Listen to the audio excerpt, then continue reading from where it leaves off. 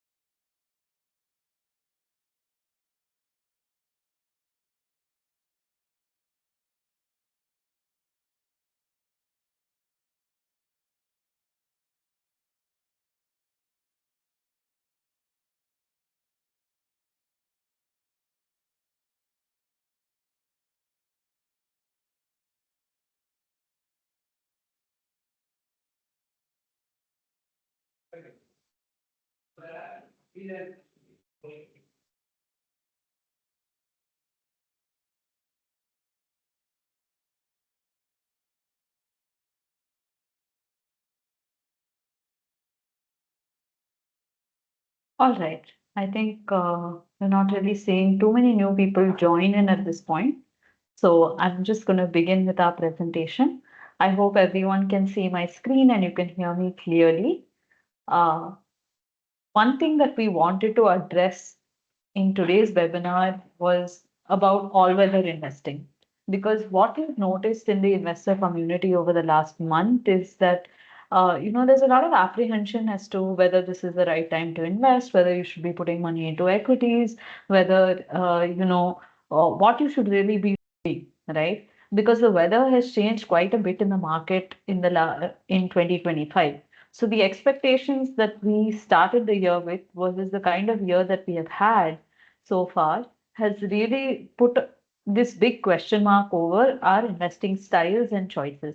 So in this context, I think the most important thing is to look at a solution that is all weather, right? It doesn't matter what's happening in the world, it doesn't matter what's happening in the markets. You just need to have the ability and the confidence to keep investing. And the opportunity, most importantly. I think many people have the ability. Some people seem to have apprehensions, but the real worry is on the opportunity side, meaning if I put money today into an investment, how is it going to serve me? That question still hangs over our heads, and it's something that we can address through product choices. So, without further ado, let me take you into this webinar for Sphere, and we'll talk about all-weather investing and how we're doing it differently. So, quickly, let's look at a temperature check of what's going on in the markets today.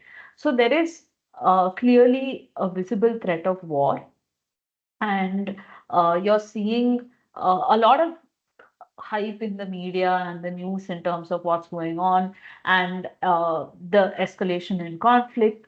But let's be realistic. I think it's quite clear that neither party is really involved or invested in having a prolonged conflict. And we need to wait and watch and see what's coming our way, because there is a lot of misinformation today with the widespread use of social media and the kind of communication that's happening online. I think we need to be very careful about the information that we're digesting. The second element that is causing the temperature to rise, or like the risk levels to rise in the markets today, are the tariff games that are being played. So when we look at the US position on tariffs, I think they have seesawed a lot on what they want. At the same time, they're trying to drive a very hard negotiation into their policies, right? Uh, their toughest negotiations are going to be with China because I think that is where they really want to apply pressure and they really want to squeeze out the best possible deal. I think with other countries, they've been willing to be more lenient as long as some basic criteria are met. Now, the UK-India FTA got signed earlier this week, and it's been something that's been in progress for a few years now, right? So you've had a lot of negotiations right from Rishi Sunak's time all the way to now. And keeping all of this in mind, I think trade negotiations actually aren't going to get inked very quickly, but there is good scope for India to come out with a good deal. It might be tougher than what we've had in the past, but I don't think you need to really think that it's going to be a bad deal. I think there's a lot of potential for a decent outcome in terms of trade negotiation. So an important date to watch out for would be July 9th, because that's when the 90-day period ends for the rollover that Trump had given. And within that, let's see what kind of deal we can strike and what we're trying to do. I think broadly, the important things to keep in mind are that IT as well as oil are not part of the trade negotiations, and there aren't any reciprocal tariffs being imposed on those. And the key areas that you would want to pay attention to are pharma, auto, uh, and certain other sectors. So moving on to our third point, the data is clearly showing that the Indian economy is slowing down, and you're also seeing this in terms of revisions of growth forecast. So if we look at the RBI's revisions in February, they said growth would be at around 6.7%. In April, they have revised that down to 6.5%. Along the same timeline, you have the IMF who started out the year with India growth expectations at 6.5%, and recently they've trimmed it down to 6.2%. So there is a deceleration in growth expectations that's happening, and this deceleration is largely coming in from global risks, right? It's not the local risks that are contributing to uh, slower growth expectations. But even where we are today, I think one important thing that we need to acknowledge is that 6.2 or 6.5% is still not a slow economy. It's not in line with the growth numbers we want to achieve, because we have been targeting, say, somewhere between 7 to 7.5%. But that is a very tall ask for India as a sustainable long-term growth rate. There's a lot of other policy making that needs to go into place to make that happen. But even on a global scale, if we look at where other economies are placed in terms of growth potential, India is still doing pretty well and is in the top or in the lead. A big risk, of course, is dollar volatility. And if anybody's been paying attention to what happened in Taiwan, that has a lot to tell us, right, about how interconnected global systems are. Last year, we had a scare with the yen, and now there's the Taiwanese dollar. So you've seen this rapid depreciation in a week or 10 days, where your currency has depreciated almost 10%. Two consecutive sessions of 5%. Sorry, currency has appreciated almost 10%. Two consecutive sessions of 5% appreciation against the dollar. So these kind of things are unprecedented. They are things that are going to make us reconsider what we're doing, how institutions are allocating capital across the globe. All of this is interconnected, and I do think that it'll be an interesting time to see how all of this plays out. And lastly, we are in the midst of Q4 results, and I think clearly one thing that is visible is the earnings slowdown. And I would encourage everyone in the meeting today to attend an event that we do every quarter, which is on corporate earnings. So we look at how corporate India is faring, and that will give you a really good sense of what's going on in the economy, how broad-based the slowdown is, what kind of commentary is coming in from corporates, and it's a great way to get a sense of what's going on, how to set expectations in terms of economic growth, how to set expectations in terms of what you can uh, realistically achieve in an investment portfolio as well. So with this temperature check, we're going to move on to the next element. And this is an interesting graph that we prepared internally, where we plotted the VIX versus the Nifty over the last year. So the VIX is the volatility index. It's also commonly known as the fear index. It helps you measure how jittery the market is and what the market is really worried about in the short term, right? So when we look at this data, what we notice is, of course, you had that big spike in the VIX in 2024, which was around the election period, and that's an area of uncertainty, right? There was a lot of speculation prior to elections, and that's a normal thing. You see the VIX spike before all of these big events. But what we need to notice is that any spike in the VIX is followed by a drawdown in the markets, right? So if we look at, say, election, you have this area where the market corrected. Then if we again move on to the next spike, which was in between August and September, then you see a little bit of a drawdown in the market. And even now, if you look at the spike that happened, say in April, you had the markets come down and then recover. But where we are today shows that the VIX is actually climbing up. And a lot of this has to do with FII selling as well as border conflicts that are going on and other uncertainty. So one thing that we can sort of understand, and this is not a very large data set for you to really extrapolate, but I think it does give you a sense that what is the market feeling at this point? And we are in a phase where being more cautious and being more gradual with our investing can actually help us make better decisions and give us more flexibility to respond and react to decisions that we've made in the past. And I think that's the approach that we need to really adopt today, where we are going to go a little slow, we're going to lower our expectations, and we're going to try to achieve what can be achieved in a rather uh, reasonable manner.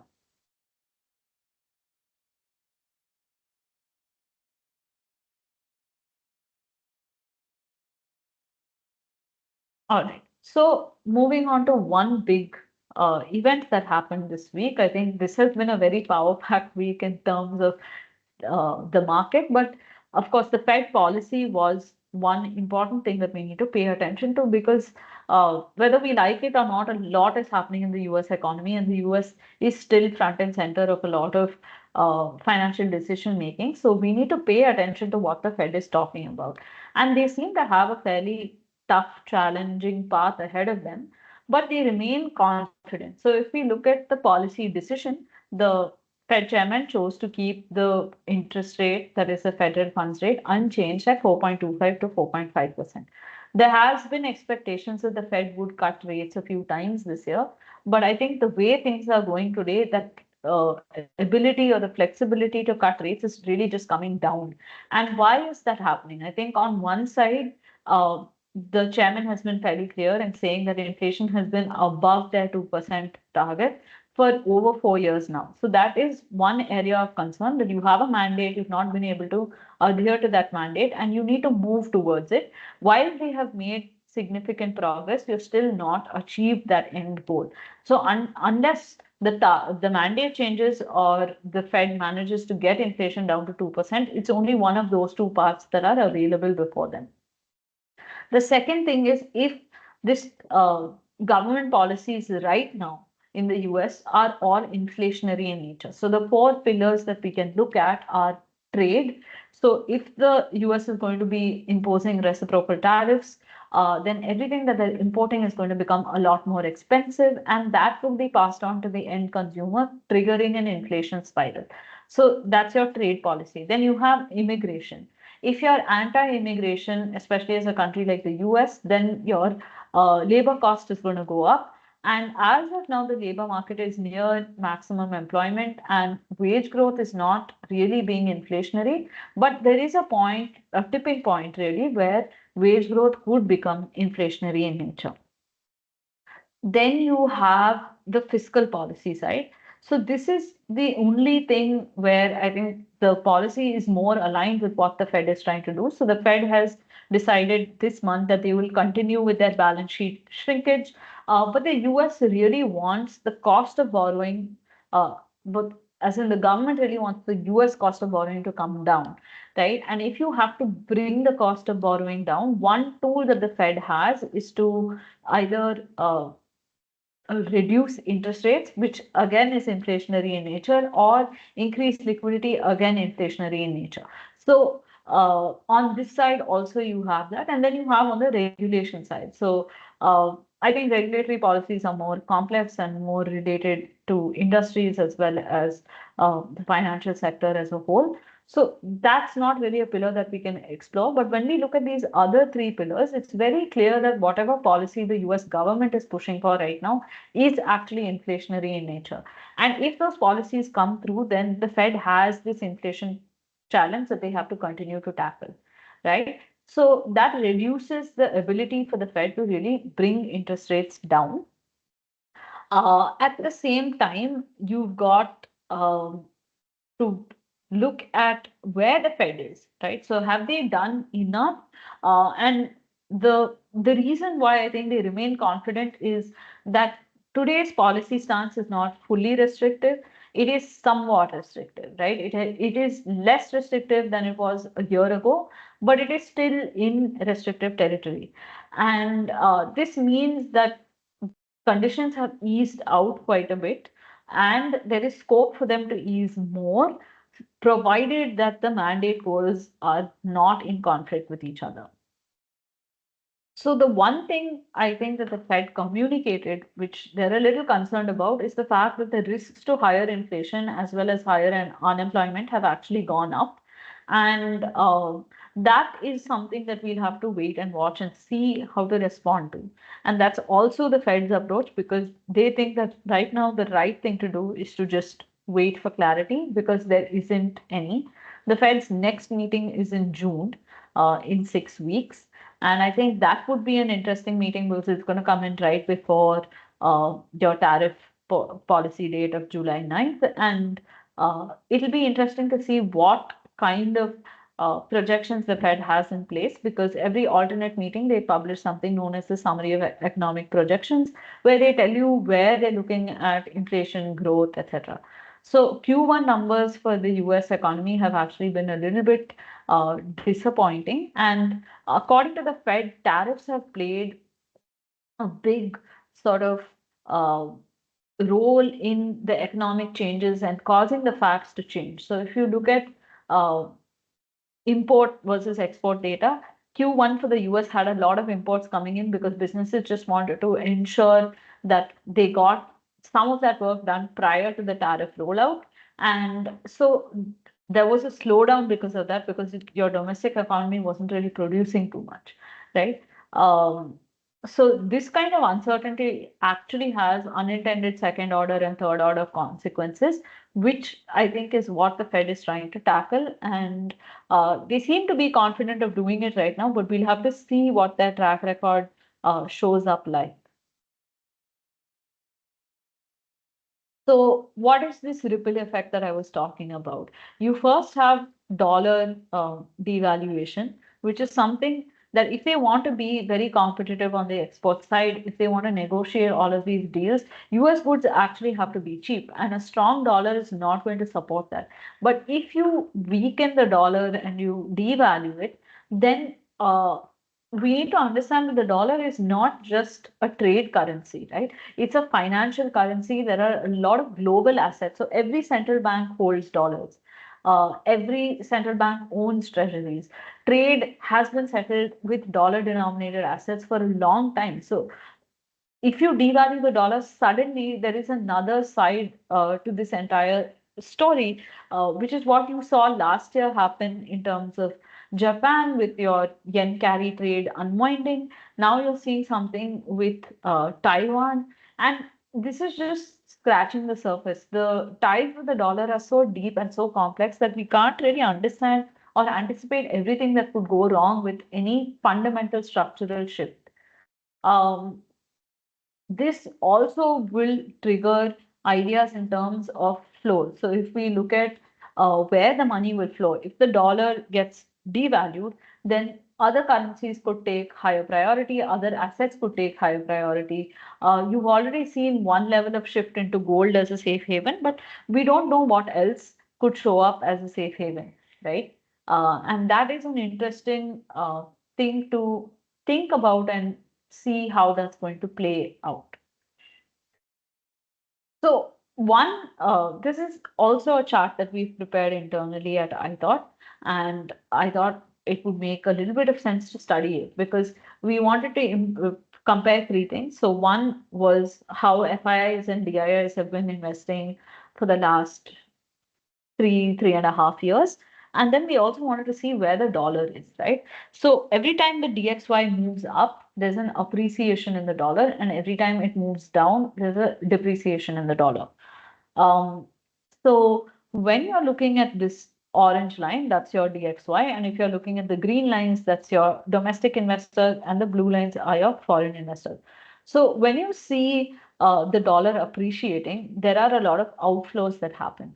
But when the opposite happens, right, that is when your dollar depreciates, you're not really seeing inflows come in. So this one idea that whenever the dollar depreciates, there will be inflows into India. I think that's something that we really need to look and study and understand that no, that's not a given. It happens sometimes, it doesn't happen sometimes. And even now, I think the headlines are all about oh, FIS are coming in, there are a lot of flows coming into India. And if we look at the last 3 months, right, that is March, April, May, the FI, just look at the quantum of FII investment, right? This is not significant. What is really holding your market up is DII flows. And I think this is something we need to realign. Like this is the fact, this is not a headline, it's not something to grab attention. It's something that we really need to think about. So keeping this in mind, we need to sort of see where we position ourselves and how DIIs have been investing and where the FII money is also going, right? So as investors today, a more cautious approach really makes sense because your domestic institutional flows have been very high for a long time. You've hardly had in the last 3.5 years, you've hardly had any months where the DIIs have been net sellers, and you know that money that comes in eventually has to go out. So that calculus hasn't really happened.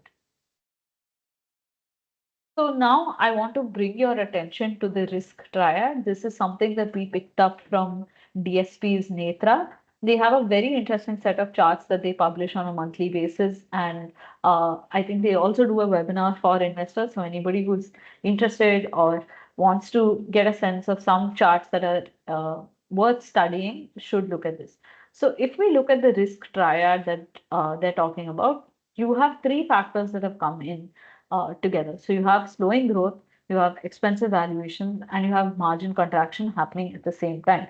So your earnings slowdown is happening. At the same time, you're seeing that there's a lot of flows and there's a lot of money that's gone into certain stocks, which has really kept their prices as well as their valuations elevated. And at the same time, you're now heading into a phase where you have margin contraction. Now, this is something we've highlighted through our Corporate India webinars as well over the last few quarters, because I think right from June, we started talking about margin contraction and the kind of growth that we have seen post-COVID versus, so you had sales growth and margin expansion come in at the same time. And then you've had your the cycle turn and sort of move the other way.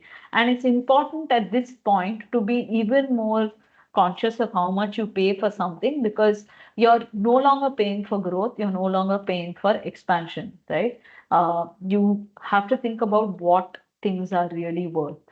So looking at some charts, I think there are four interesting charts that DSP has put out. So one is the Nifty 500, excluding your banking and financial services, your trailing 12 months revenue. So if you see this, say in this cycle of 2020, so when you went to 2022, you had almost 35% growth, right, in earnings. And then you've seen that growth slow down, and now we're at about single digit 7%. This is not really a great earnings growth to be looking at. Then if we move on to profitability and you look at the PAT margin, again here if you look at 2022, you had almost like a 15% PAT margin, then it's been coming down. And in the last year and a half or so, so if we come back to 23, you had close to 14-15% in terms of margin, and now we're back to 13%, right? So there is a dip that's going on in terms of your PAT margins. If we look at profit growth also, it's really been quite uh, tepid. So you've had 5% growth in terms of profitability. Now, given that your profits are not growing too fast, your margins are not really expanding, they're actually contracting compared to where you were in 2023, then it's time for us to actually see whether valuations have really moved in that direction or not. So if you look at the Nifty 500 stocks in terms of P, right, you have nearly 200 stocks where your PE is above 40. That's a fairly expensive, of which about 170 are above even 50, right? A bulk of it is even more expensive than what you would expect. And then you have about 30, 35 stocks where the earnings are actually negative. So when we look at a simple indicator like PE, we already realize that many companies are expensive. Broadly, they're not growing, or they're growing at a very slow pace. And more importantly, your profitability is coming down, your margins are contracting, right? So in this context, we really need to be a lot more selective about how we look at equity as an asset class, because paying too much for something, even if it's a great company, means that you could experience a time correction on your portfolio where you don't really make money on your investments. So, as far as war is concerned, I think there's been a lot of uh, developments even overnight, and we've only included everything until yesterday. So, you had your Pahalgam attack in April, then India immediately responded with a diplomatic measure in terms of suspending the Indus water treaty. Then we responded with an attack on Pakistani terrorist sites with Operation Sindoor. And then I think since then there's been a lot of activity along the borders and border states. Uh, so I think where we are is that you know that from any perspective, a war requires funding. And at this point, Pakistan does not have access to too much funding. They do have priorities in terms of keeping infrastructure in place. They're already in a lot of debt. And so priorities need to be very clear at this point. Neither does India seem to be inclined to have a prolonged conflict, and there could be a resolution on the horizon, but it has to come from both sides. And I think this is a day by day development that we'll have to pay attention to. So now we'll move on to the investor's dilemma. We've seen a lot of uncertainty pile up in the last few slides, and I'm sure these are questions that are there on every investor's mind, right? So the question is, should you invest now or should you invest later? And I think the solution to this is that you can actually invest continuously. What you need is a product that gives you that flexibility to participate. So then the question arises that, okay, like, I don't mind participating, but like, shouldn't I be playing it safe in today's market? Or are you telling me to seek growth and put money into something and continuously expect that growth expectation when there are enough factors that are sort of holding you back? And there, I think the solution is that you need to actually find a product that manages risk dynamically. So this means the product is able to respond to this question, and the investor does not have to worry about making that decision, right? That's a great way to get you out of that discomfort zone into something where you're more comfortable and confident about making choices. So again, should you focus on India or think global, especially because now you're seeing Indian valuations are expensive? Uh, can you really find good opportunities here? And again, why not have 360-degree flexibility in your product choice where you can move assets or where the assets move to where the valuations are favorable? So the next big question is, should you buy the dip or restructure, right? And the easy solution to this question is to periodically rebalance and realign your portfolio to the current needs or the current market trends. And should you choose equities or other assets? And I think here you can have your cake and eat it too, right? If you're looking at a product like Sphere, I think all of these questions get addressed because you're looking at um, making sure that you can participate in every asset class. You have a very dynamic approach to risk management within the product. So as the market situation evolves, the product itself adapts and makes these choices. You move from safety to growth and from growth to safety as valuations move within your comfort range. And you're able to do these lateral shifts across asset classes that help you participate in the right asset class at the right time. So, how does Sphere actually solve this dilemma, and what is it that we're really doing here? I think the first way that we solve it is with asset allocation. And this essentially brings us to um, what we like to call the quilt, which is something that LiveMint publishes every year. So the idea is that no single asset class is really going to be a wealth creator for you, right? Asset classes in general are going to move in cycles, and you're not going to have very long periods where something is a performer. So it's in these cycles that an investor really needs to be at the right place at the right time, because whatever is on top can come to the bottom of the pile very quickly, and whatever's at the bottom can become next the winner of the next year. And you see this across the board in different spaces. So if we look at, say, gold in 2010 to 12, this was a solid performer in 2010 and 11, and you made very decent returns in 2012 as well. But then you went into a cycle of almost 4 or 5 years where you had very, very tepid returns from gold. Then 2018 was a really bad year for investments in general, right? Your top performing investment was gold, but it only gave you an 8% return. Uh, and then you had a very strong cycle from 2018 onwards, with the exception of 2021. But this is what I mean by assets move in cycles. So even within a 10-year block, what you're going to see is 1 or 2 years of underperformance, but many years of strong performance. So this punctuation of performance happens from time to time, which is why it's important for investors to look at profit booking, to look at exiting investments at the right time. So you can apply this to any particular square of your interest, right? So if you're interested in small cap, that's the gray cells. If you're interested in mid cap, it's the blue ones.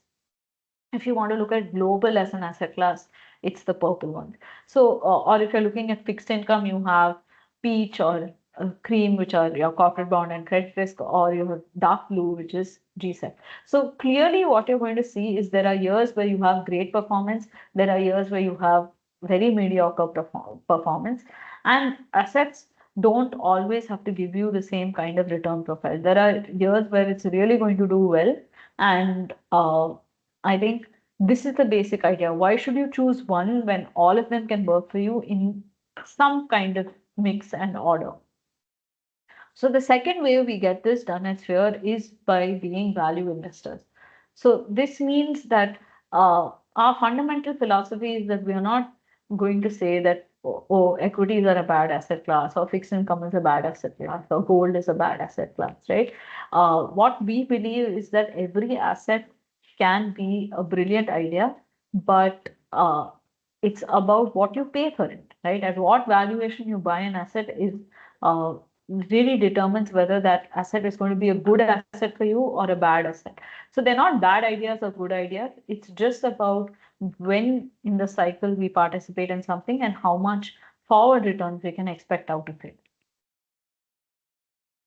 So this brings us to the third way in which Sphere is able to really channel that energy and give investors what they need, which is that we are contrarian in nature, right? And that means we don't do things like chasing performance. And this data has come from Bandhan Mutual Fund. So this is something that they publish for their multi-asset fund. And the basic idea is that if you have calendar year W and asset A is the best performer, then in the following year, which is year X, if you invest in A, but B turns out to be the best performing asset class of that year. So in the following year Y, you decide to invest in B. And then in year Y, it so turns out that asset class A again was the best performer, and you decide to invest in A in year Z. But then Z's best performing asset is actually asset C. So what we tend to do is we always look at 1, 3, 5 year performance, and then we look at, okay, like, what has a solid track record, and then we make our investment decisions.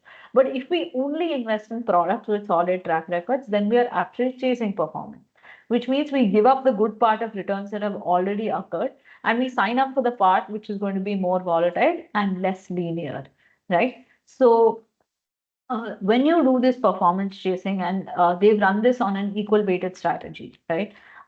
Then what tends to happen is there's almost a 1.5% compounded difference in returns over a 5 year or a 10 year period.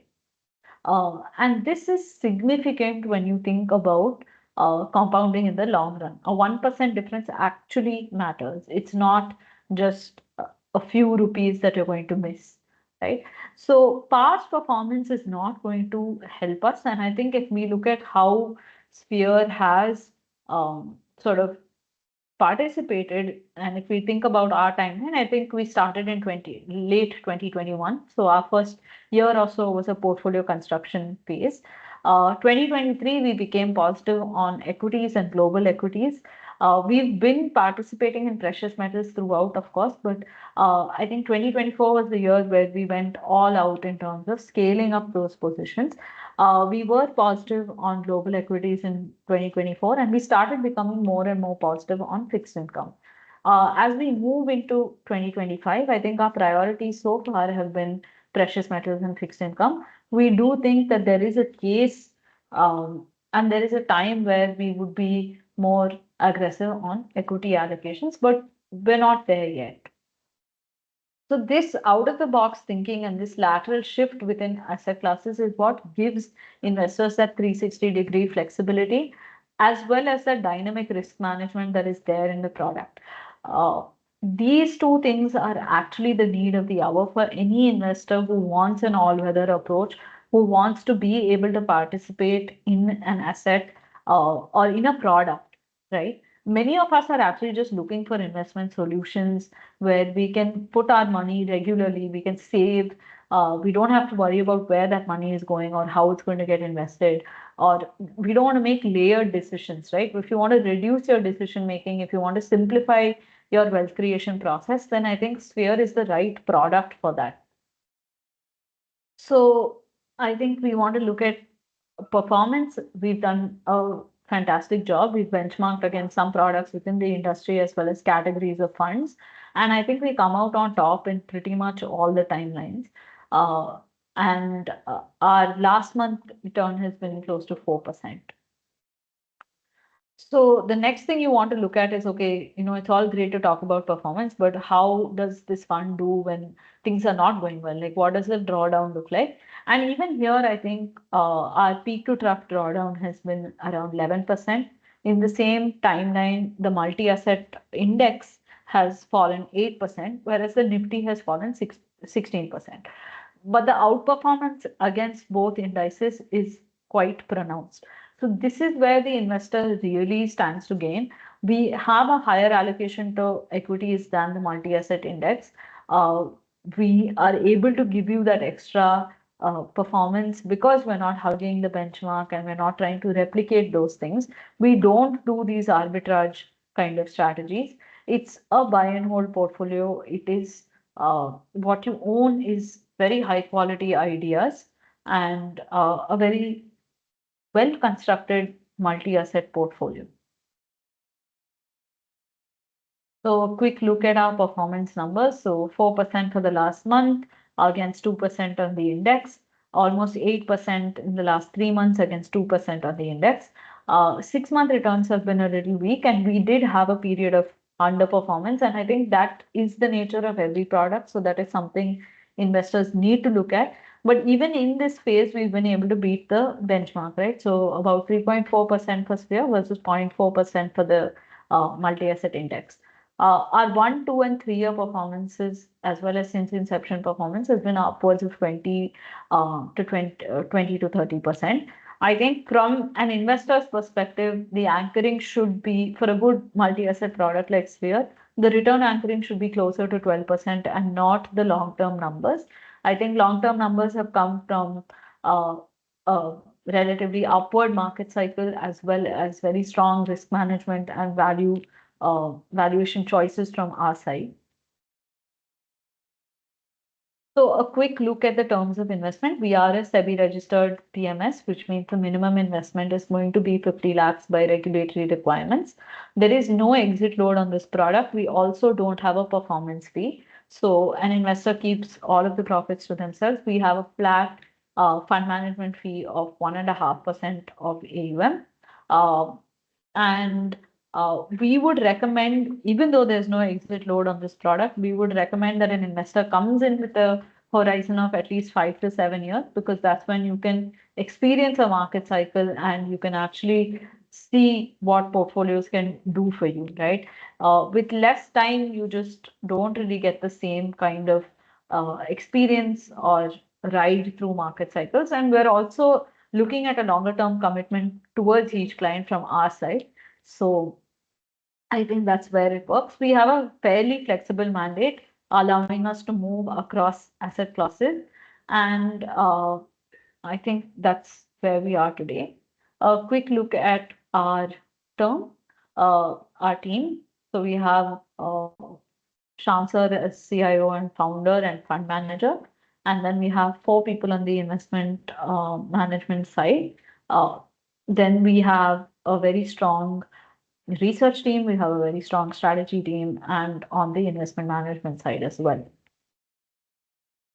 So with that, I'll open up for questions. I'm happy to take anything. I already see a couple of things on the chat. So if you have any questions, please feel free to type it within the chat box or on to the Q&A channel. Okay, so what would be the dollar value in upcoming years? Okay, currency is actually one of the hardest trends to predict.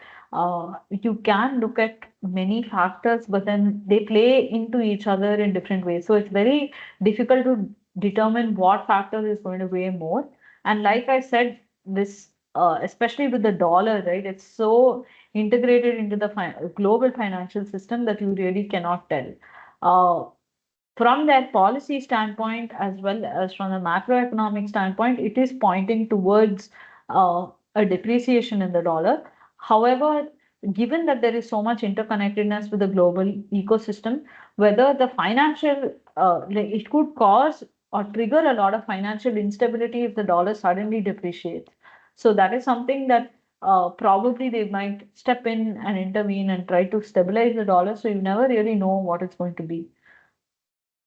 Sorry, I did explain that chart, but I did not tell you what the DXY is. The DXY is the dollar index, and it's basically the value of the dollar relative to what it can buy. It's not pegged against any currency, right?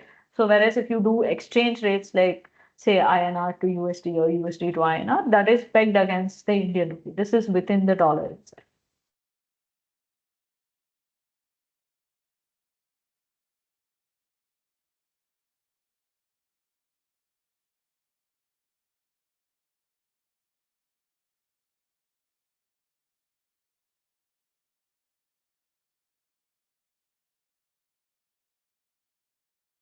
So I'm just going to keep our contact details up.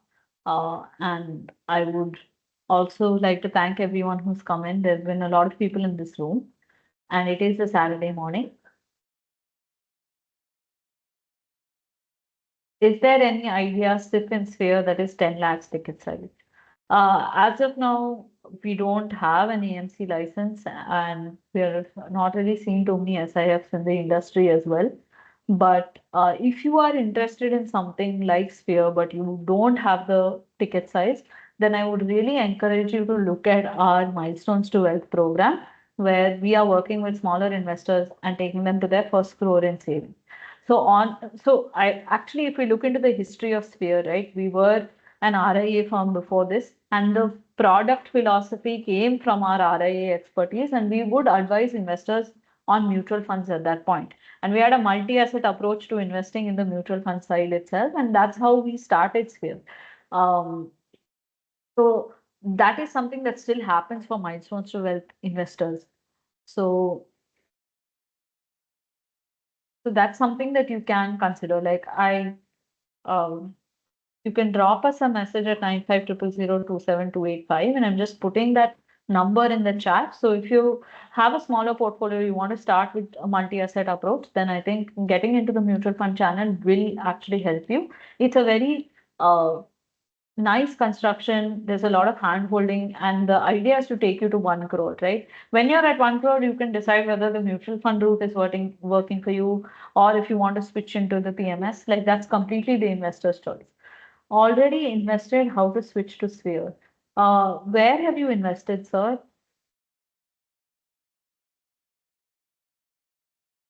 So 1.5% P means 1.5%.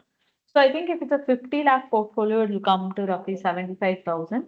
But that would also, over and above that, you'll have GST, and then there'll be certain charges because this is a PMS structure. You do have a custodian, so they might have certain incidental charges where you would be adding, which would add to that cost. Is there a strategy you have to glide from M2W into PMS? So I think that is the investor's choice. Meaning, let's say you're close to that milestone of 50 lakhs or 1 crore. If you communicate with your relationship manager and tell them that your end goal is to move into PMS, they will work with you towards that end goal. But if you enroll in Milestones to Wealth, it's not a feeder program for the PMS. There are many investors who are very happy with the mutual fund approach and who enjoy the kind of advantages that come with it. So it's really the investor's choice. But yes, if you want to move from Milestones to Wealth into PMS, you can definitely communicate that, and that will be the way that we work with you. But it's not necessary that you need to do that. MF equity and debt fund. Okay. So I think I would still encourage you to write to us, or if you can just let me know who your relationship manager is, then I will talk to them, and we can get on a conversation and see how we can do this restructuring, because I think that's not something I can really provide a lot of judgment on in this forum.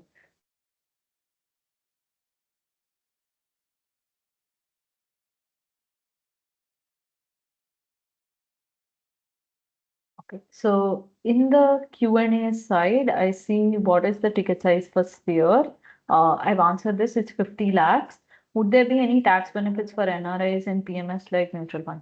So I think the tax benefit for NRIs actually comes from the fact that capital gains are now exempt, right? Like, meaning you don't have to pay capital gains on any transaction. It's not about uh, whether it's a PMS or an MF, if you have bonds and they're listed and you trigger capital gains through that, if you live in one of those countries where you are anyway exempted from capital gains, then that same benefit passes on and accrues to your income in India. I think even with this budget, the most important thing that you can take away is that if your income is 12 lakhs, if your Indian income is 12 lakhs for an NRI or less, you don't really pay any tax on that. So if you're an NRI, you can definitely consider participating in mutual funds. You can definitely consider participating in a PMS because it's the same logic that exempts you from paying taxes. All right.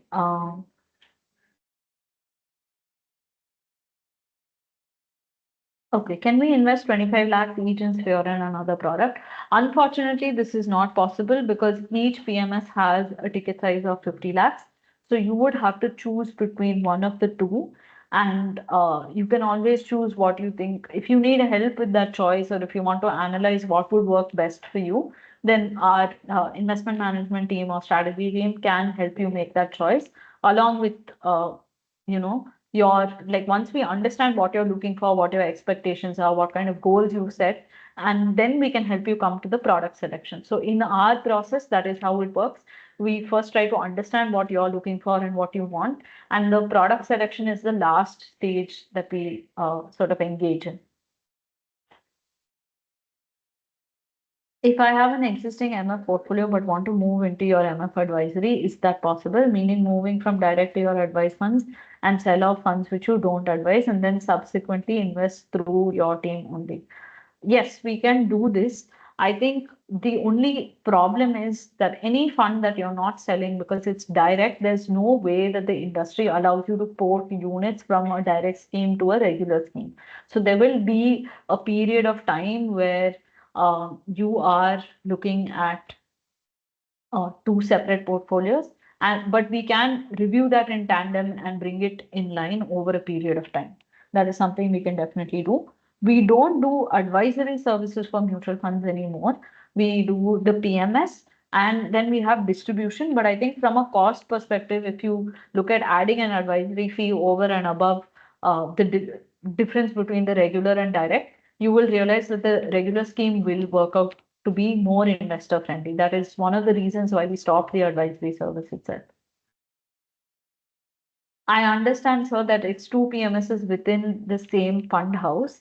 But unfortunately, the SEBI rule is very clear. It is at the product level, it's not at the fund house level. So it would mean that you have your 50 lakh commitment has to go into one product only. So if you're thinking between solitaire and sphere, we can help you try to understand what would be the better fit for you, and then you can choose that one product. I'm sure over a period of time, we'll be able to create enough and more wealth that you don't have to choose between these two products and you can actually own both of them. PMS including tax filing services. So we don't do tax filing. What we do is we share tax reports. So any capital gain statements, those will be shared with you in time and in alignment with your advanced tax deadlines. So all of this will happen from our side. And we are tax conscious in terms of not triggering unnecessary gains, and we don't do trading, etc., on the investor account.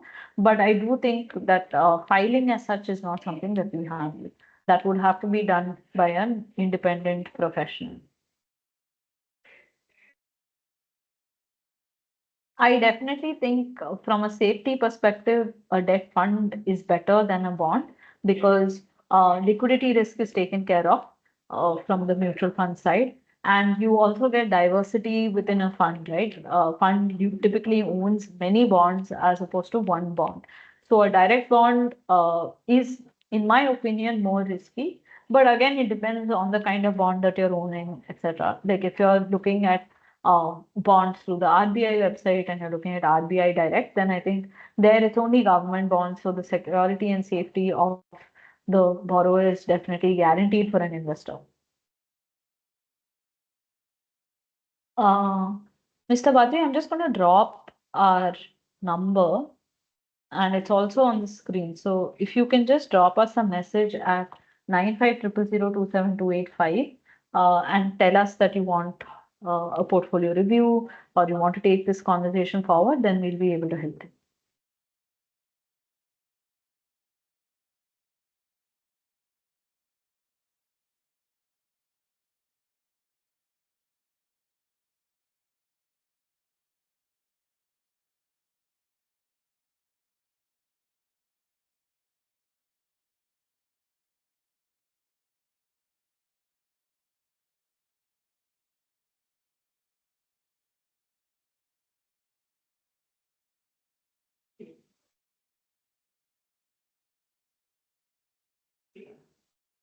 So I think we still have 5 minutes on the clock, so I'm very happy to take any more questions. Thank you, sir. You've been one of our most regular attenders of webinar. Very nice to see you again this week. Thank you. Have a great weekend.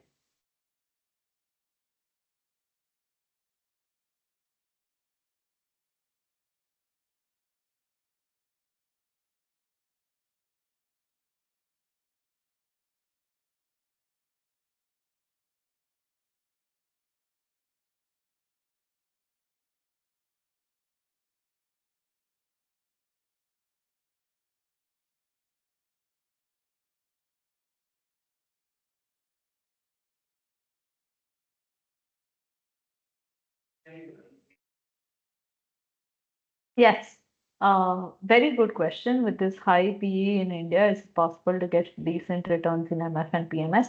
Yes. This is why we have to invest a little bit away from the index.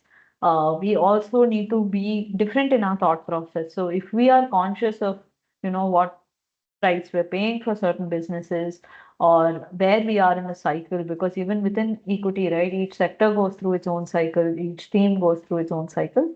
If we stay away from the noise, there are possibilities. I think we have been able to do very good investing in that manner. Like if you look at the returns per sphere, then it's quite obvious that we have had a reasonable allocation to equities in the last uh, few years, right?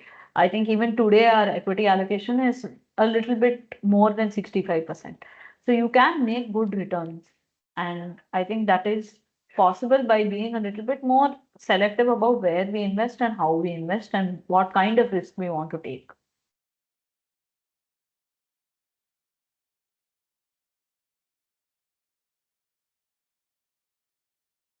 I think it's because we've had a lot of flows that have come in on the domestic side. So if you see small cap, that has been the basic risk, right? So much SIP money, so much DII investing that is through the mutual fund industry and in a very limited set of stocks because the small cap and mid cap universe is only 100 stocks, small cap is the next 250. So I think there you have flows chasing a very limited set of ideas. Everybody agrees that the same ideas are good. So your price is really being pushed up while your earnings is not. You've had a phase where earnings have been consistently growing. So then people extrapolate the last few quarters and say that, okay, this is what is going to happen in the next few quarters. But that's typically not how cycles work, right? They're not linear.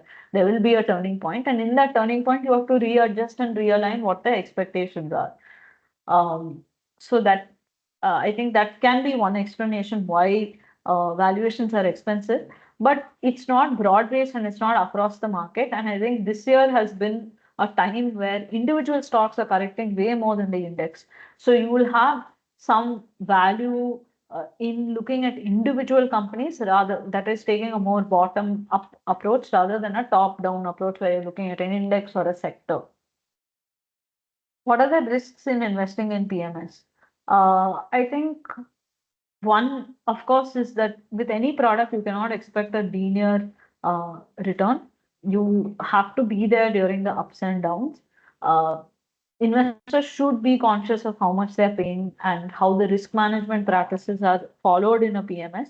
I think each product has a a different approach, or each fund house might have a different approach to risk management.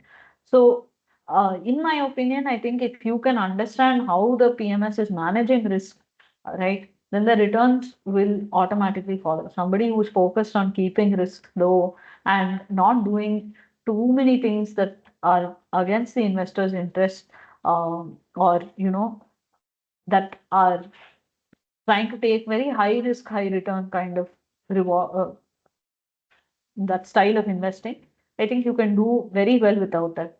That's essentially the zone that we are trying to get into, right? You are able to lower risk with multi-asset investing because you have lower correlation assets, you have flexibility to invest in different asset classes, and at the same time, you're able to look at asset classes that are high growth in nature, like equities.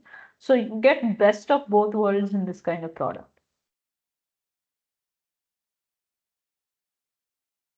Suggestion that MF return will decline in this decade. Yeah, there are many macro factors that would support that, right?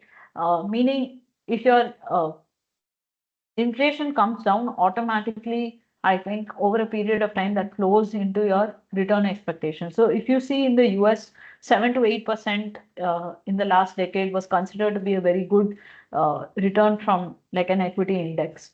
Your inflation was only at 1.5, 2% in that time frame. This is pre-COVID, of course. So as your inflation rate comes down, and we have moved from say 7% inflation, and now our target is around 4% inflation.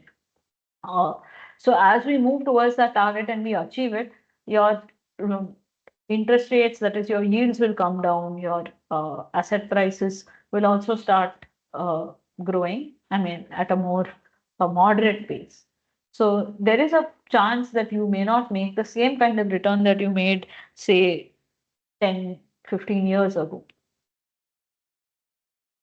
Any future plans to include startups or any other products in Sphere as it is a multi-asset PM? So I think PMS regulations kind of restrict us from doing anything that is not listed. So I think we already have a flavor of fixed income, precious metals, global. We have mutual funds and ETFs in the portfolio. So, in terms of listed assets, I think we have participated pretty much everywhere. The mandate also allows for rates and index.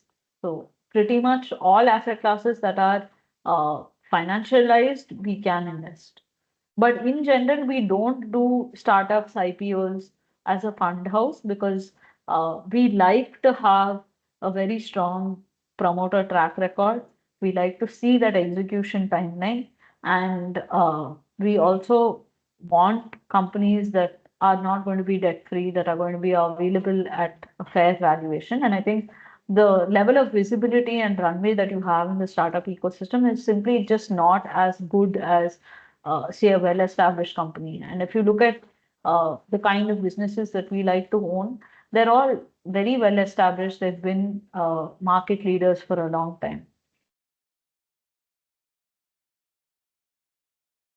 I would think so, but in terms of moving from real estate to financial assets. But again, see, this is a very personal question, and I think I would like to know more before I can answer this because there is a tendency for us to be overweight on real estate and underweight on financial assets. That's the reason I'm saying that I think it's a good idea. But I would again want to see your individual situation before giving you any advice to sort of move from one asset class to another.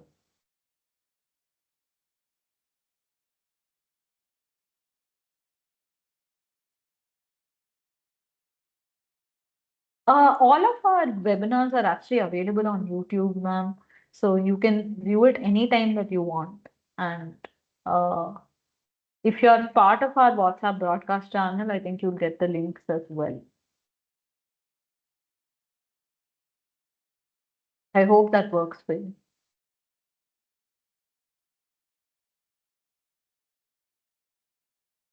All right, I think we are beyond the 12 o'clock timeline, and I don't see any message. Okay, I will take note of this and I'll let my team know that you're not receiving any messages on WhatsApp because this is one way in which we've been communicating with clients as well as leads. So I feel like you should be getting these messages, and if you're not, we can try to resolve the problem from our side. I hope you've stored the number. Where are you based out of, ma'am?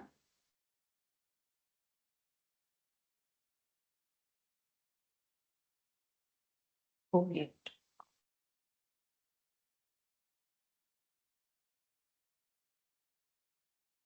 All right. Let me try to see what the problem is, and maybe we can figure it out. At any rate, I'll ask them to send the YouTube channel where you can go and check out any of the old uh, uh, Sphere webinars. All right, I'll speak to Maruti as well. All right. Thank you everyone for coming. It's been a great session and a lot of interesting questions that we talked about.